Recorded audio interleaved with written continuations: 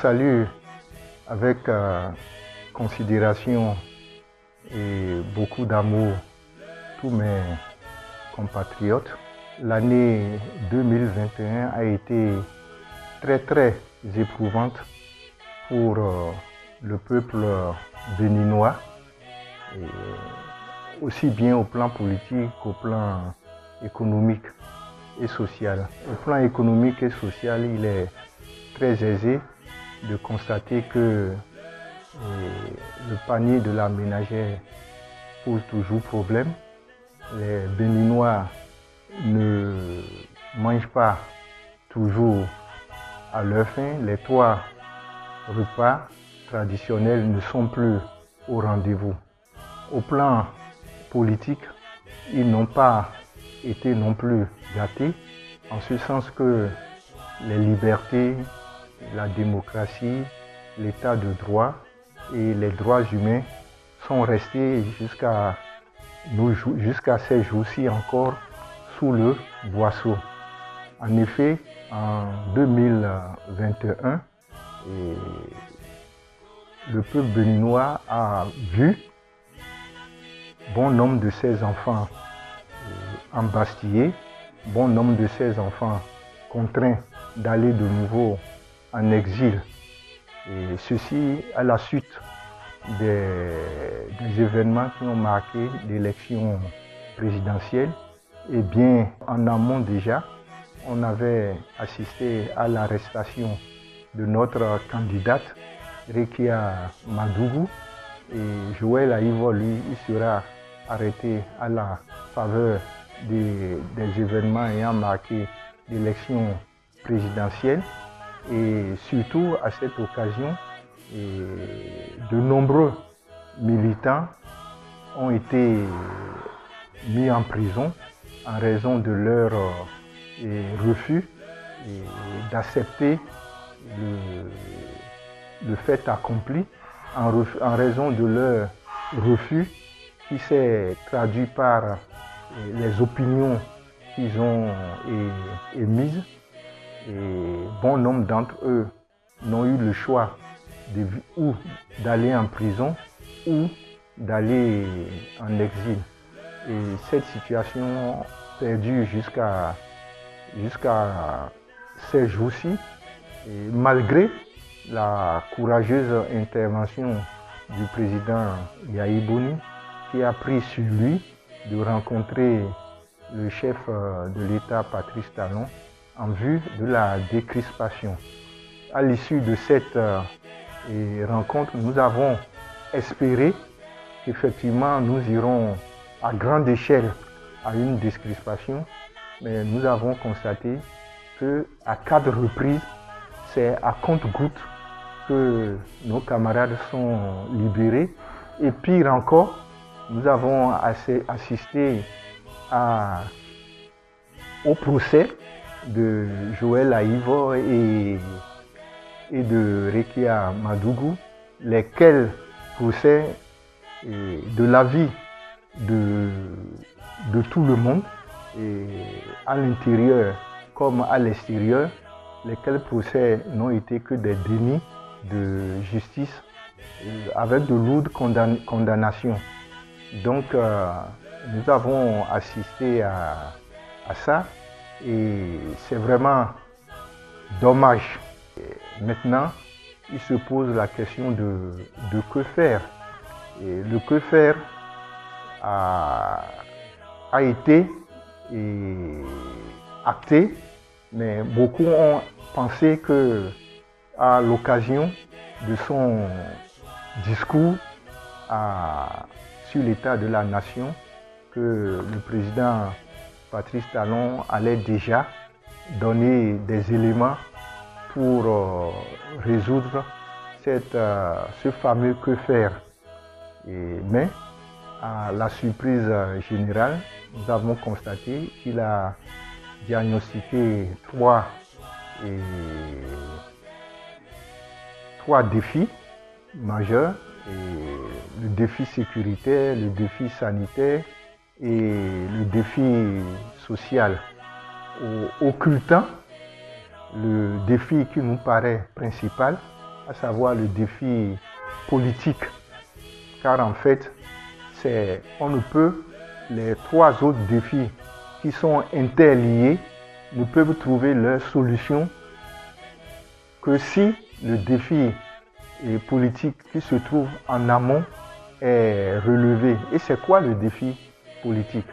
C'est de constater que le pays connaît actuellement une fracture sociale et une fracture politique des plus importantes qui met beaucoup en difficulté la cohésion nationale, l'unité nationale, et de s'atteler à résoudre ces fractures-là.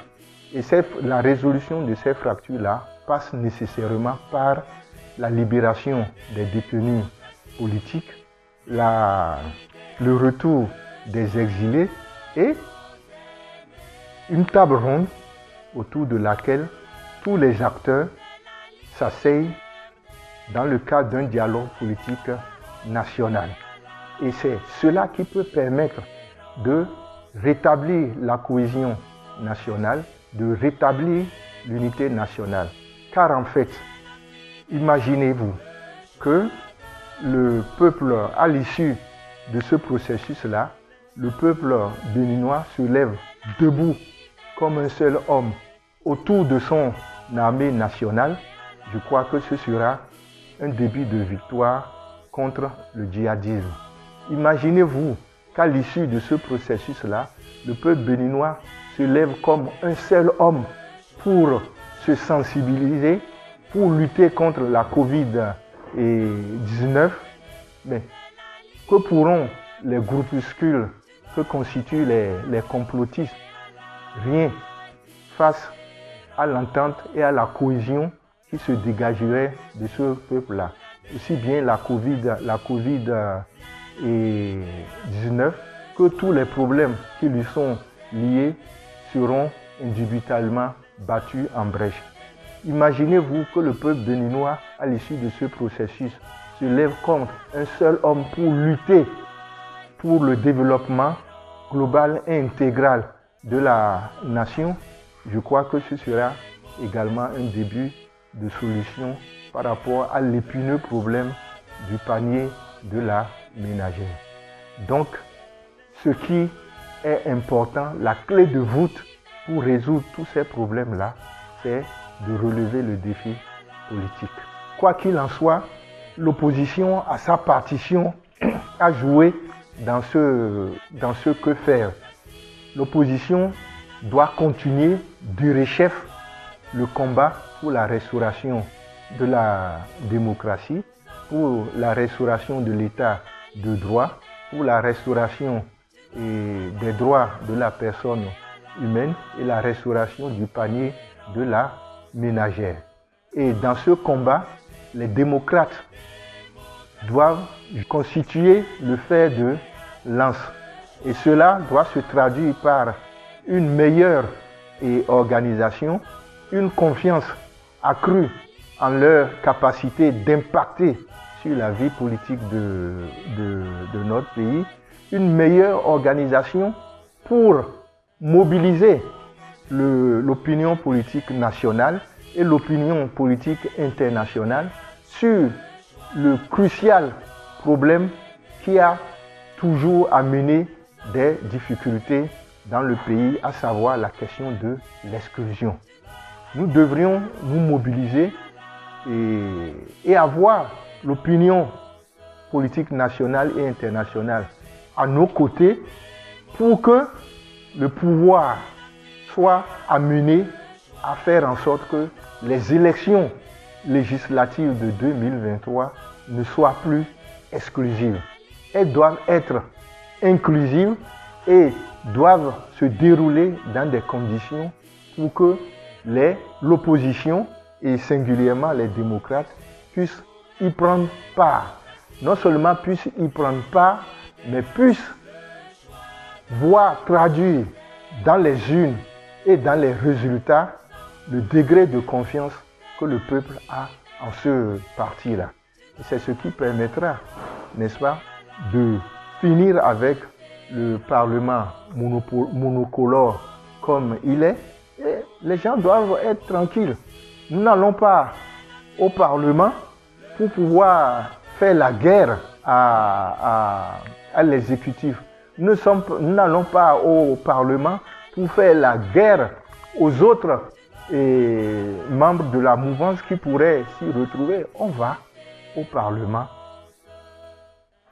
le cœur tranquille, serein, avec la conviction que nous devrions voter les textes qui sont nécessaires pour que l'enjeu national que constitue le bien-être du peuple puisse être réglé. Nous allons au Parlement pour permettre au peuple de s'épanouir, d'avoir le bien-être spirituel, matériel et de jouir et du pain et des libertés. Nous n'allons pas au Parlement pour faire la guerre contre l'exécutif. L'exécutif jouera son rôle et le Parlement jouera son rôle. Mais, de grâce, il faut éviter à tout prix l'exclusion pour cette 4e fois, je crois. Et après, ne pas se plaindre qu'il y a fracture sociale, qu'il y a crispation et qu'il faille saisir la main tendue. Ce n'est plus la peine de créer cette situation-là. Elle peut être évitée. Il s'agit simplement d'organiser des élections législatives transparentes, inclusives, honnêtes, paisibles et festives. C'est ce à quoi nous en appelons à l'opinion nationale, internationale et au pouvoir de la rupture. C'est vrai, j'ai présenté un tableau assez pessimiste de l'année 2021. Ce n'est pas une part déformation, cela correspond à la réalité. Mais la pensée peut changer ce qui est et ce qui peut advenir. C'est pourquoi, et c'est de manière très très positive, que je souhaite que l'année 2022 qui pointe à l'horizon soit entièrement aux antipodes de l'année 2021 pour l'ensemble de notre peuple, pour le pouvoir de la rupture et singulièrement pour les militants de l'opposition et les militants les démocrates. Je souhaite donc pour l'ensemble de notre peuple une année 2022 de robuste santé, de paix, de prospérité et d'unité nationale pour la construction de notre patrie commune, le Bénin, sur laquelle j'appelle les bénédictions divines. Les événements qui ont marqué les faits de 2021, même le petit des Béninois le connaissent. Mais j'évite de remuer le couteau dans la plaie parce qu'à force de remuer le couteau dans la plaie, ça va se gangréner. C'est plutôt de demander à ce que ces genres de choses ne se reproduisent plus jamais au Bénin. Car vous savez, le Bénin, notre pays, mon pays, chèrement, c'était un pays très cher pour nous tous. La démocratie était citée en référence. Mais aujourd'hui, la mort dans l'âme, je veux demander aux gens d'essayer de passer un coup de chiffon sur tout ça. S'il plaît à Dieu, les choses rentreront dans l'ordre et puis le Bénin va reprendre sa place. Sinon, mieux que c'était avant. Par contre, on ne m'empêchera pas de parler de cette dernière situation, mais je laisse Dieu. Dieu fera son travail pour cette année 2021. Et je vais vous dire qu'au niveau des démocrates, nous sommes en train de faire ce qu'il faut pour que la démocratie trouve sa place normale. Nous n'avons pas baissé les bras. Un parti politique comme un autre ne peut jamais baisser les bras. Nous sommes en train d'arroser les fleurs pour que ça puisse donner de bons fruits. Nous ne voulons offusquer personne. Les démocrates, comme le disait le nom, nous sommes des gens pacifiques des gens ouverts, tolérants, qui sont pour la paix. Mais quant à ma circonscription où je suis, nos unités de guerre sont à pied d'œuvre, comme l'a dit quelqu'un. Nous n'avons pas baissé les bras. Nous savons qu'à tout moment où on dira top, nous sommes là pour répondre. Nous avons fait ce qu'il faut pour y aller de l'avant. Nous sommes en train de nous armer plus que jamais. C'est la réussite chez nous. Mais nous ne sommes pas là pour faire la guerre. Oh non, les élections, c'est comme un jeu de football. Tu gagnes, je gagne. C'est comme ça. Et la collade, ce n'est pas un jeu où on se livre la guerre à mort. Non, on n'en a pas besoin. Je veux simplement dire aux Béninois d'être sereins. D'être sereins. Tout entrer dans le mieux est au bout du tunnel. S'il plaît à Dieu. Et à tous les Béninois et surtout les démocrates, je souhaite une année paisible 2022. Je veux pour cette année que les poches soient bien remplies, que la sécheresse disparaisse à jamais de ces poches. Car nous savons ce qui s'est passé en 2021 dans les foyers. Mais nous prions Dieu d'avoir pitié de nous, afin que le minimum puisse être disponible pour tous les Béninois. Pour que tous les Béninois se sentent mieux, puissent se soigner, puissent aller à l'école, puissent se vêtir, puissent se nourrir le minimum. Parce qu'il y en a, vous savez, à peine ils ont un repas par jour. Nous prions Dieu, car Dieu a dit, là où vous n'avez pas semé, moi je peux aller récolter là. Je crois qu'il fera l'œuvre qu'il faut, afin que tous les Béninois soient dans la paix. Moi, mon problème, je vous dis, que tous les Béninois retrouvent la quiétude, la paix, et vraiment la paix. Le reste viendra. Mais le succès, 2022 va nous donner raison. Sommes engagés pour la démocratie, c'est notre idéal, le choix d'un